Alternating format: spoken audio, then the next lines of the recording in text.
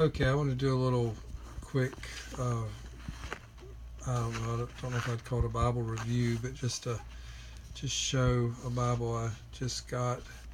It's over 100 years old, Sunday School Scholars Bible. It's by Nelson. It's the Gilding's actually in really good shape for 100 years old. Um, I think it. Well, I'm thinking that date's right. But regardless, um, it's in pretty good shape so far as the text block is concerned. Got a little bit of crease in there. The cover is in pretty rough shape. The yap's all torn up. There's some separation here and here, several places like that actually. And basically I'm going to try to repair this. If I can't, I may rebind it, but since it's so old, I'd really like to preserve it pretty much as is, if I can. Can't really see the headband, tail bands are just white with a couple of little very skinny red, blue ribbons.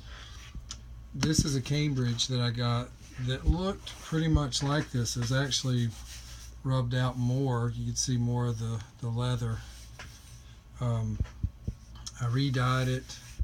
I put a coat of Resolene on it. I glued some areas where the cover was ripped. And see if you can see right here, there's a little place where the cover was ripped. But it actually went back together fairly well. Some of where it was worn is not as glossy as the rest. I don't really care for glossy Bibles that much, but with the Resolene, it really helps to bring a uniformity of color, and that was really what I was interested in. When I dyed it, I did get a little overzealous, I guess, with that close to the R and some of the dye got on there.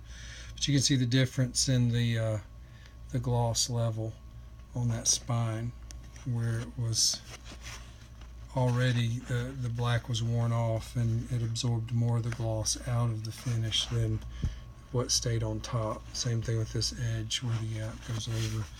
But this one, I actually used this to preach out of tonight, but this one, the gilding, I don't think is in as nice a shape. I did not do anything with that.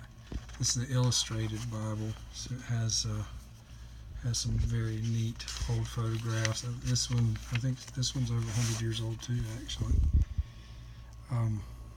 Tried to find out a little bit more about these Bibles online and couldn't, but did find out that this is before Cambridge did their own thing in the United States. James Pott and Company did their Bibles here, sold their Bibles for them in the United States. But anyway, if all goes well, this little Sunday School Scholars Bible will look comparable to this. And I've got some little boys that wanted to have this to carry to Sunday school with them. They thought that'd be neat to have a 100-year-old Bible in Sunday school when they're just 11. We'll see how it goes.